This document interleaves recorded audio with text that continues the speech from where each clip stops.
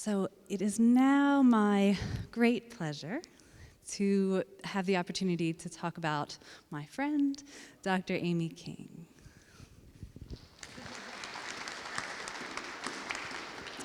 I'll sit down too, so we won't be. I appreciated Megan referring to me as Dr. Chow, and I think I'll probably forget to do that and lapse into calling you Amy. So Dr. King is a senior lecturer at the SDSC and is an expert in the intersection between the study of China and Japan and security and economics.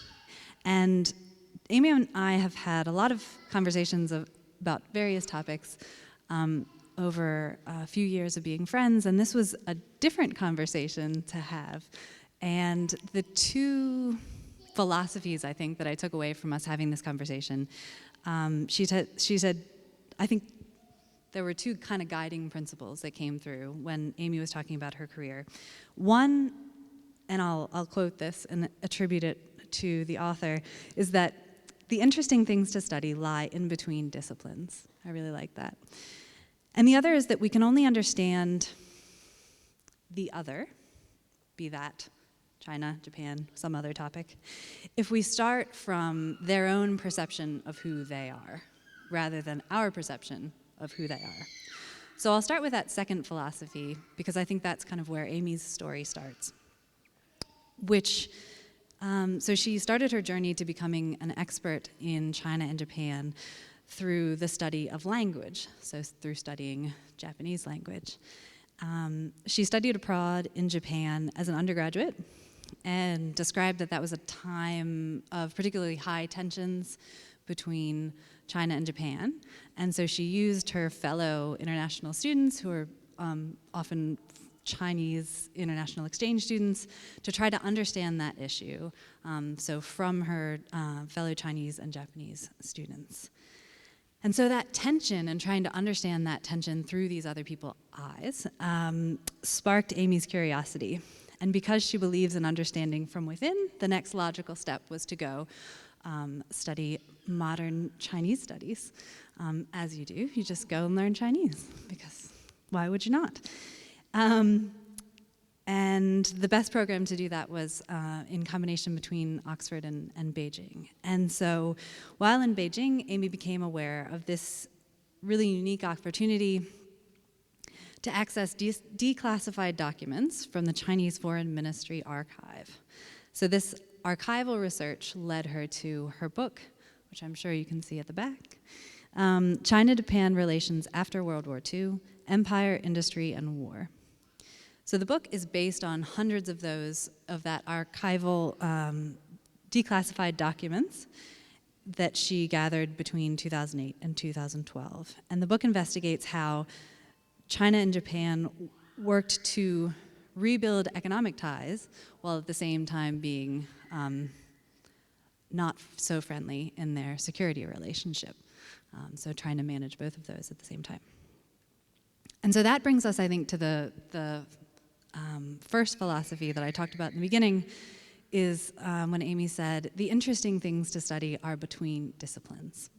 So currently, Amy holds a Westpac Research Fellowship and an Australian Research Council DECRA Fellowship, both at the same time, because why wouldn't you?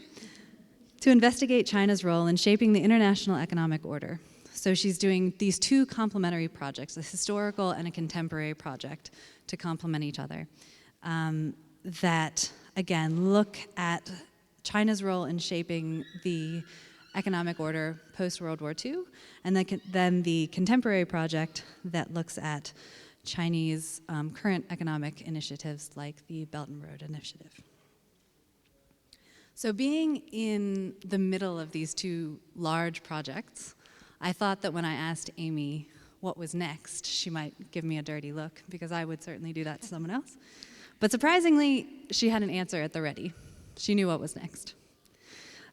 She said that in order to produce something that makes a difference, she tries to maintain focus on issues that will still be relevant in 20 or 30 years. And that this aim helps her switch off from the zeitgeist of the moment and try to maintain focus on those longer term patterns that emerge that'll lead to the most influential work. So, thank you, Amy. Thank you to all of you for coming along this evening, and a particular thank you to my colleagues who've brought their one-year-olds who happen to be classmates of my own one-year-old. I know the difficulties associated with doing such things, so I appreciate you taking the time to come along. So I've been thinking about and working on the issue of gender in a few different ways over the past 15 years. When I studied in Japan, as Aurora mentioned, as an undergraduate student, I arrived in Japan fresh from having been the women's officer at the University of South Australia, and so perhaps unsurprisingly looked at my time in Japan through the lens of gender equity, and somewhat unsurprisingly, I suppose, noticed very quickly the very overt forms of gender discrimination in Japan.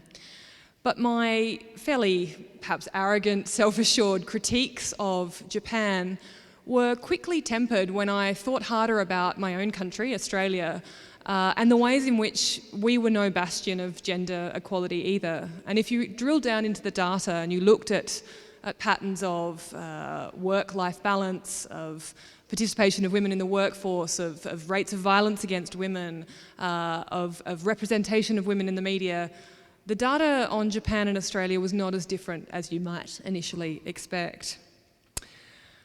My thinking on these issues of gender continued when I was a graduate student at Oxford, where you couldn't help but trip over American, Australian, Canadian male Rhodes Scholars who would openly, happily declare publicly to you their ambitions to be Prime Minister or President.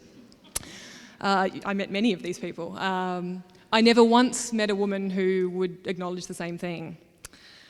And that realisation led me to start a Women in Politics network where we hosted seminars and information sessions and training sessions on trying to increase the number of women in political life. It led to some pretty exciting developments, including in 2011 when we hosted Anne-Marie Slaughter, who just stepped down, in fact, as the Director of Policy Planning in the US State Department, when she presented the first draft of what would become her now very famous Atlantic article, Why Women Still Can't Have It All.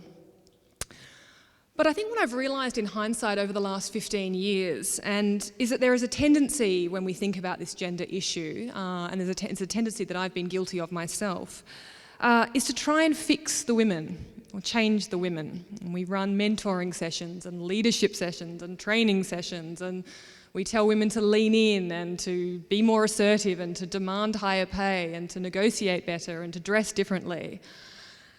But if you look at the women who are here tonight, who've been introduced on this panel tonight, this is a group of outstanding women in international security. They've won Prime Minister's Book Awards, National Teaching Awards, they've held international research grants, they've provided research advice and policy advice to governments from the US and China to Australia and the region. They've published books with the world's leading university presses. These women don't need fixing.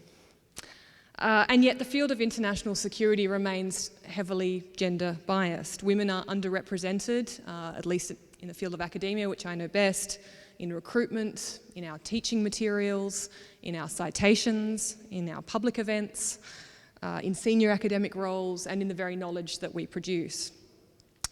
And I think I'm basically of the view at the moment that fixing this problem is no longer about fixing the women. It's instead time for the institutions to change. It's time for organisational culture to change. It's time for men to change. Happily, I think the ANU and this institution is starting to make some of those changes and normalising men's role in caring responsibilities, things like that. But clearly there is more work that needs to be done.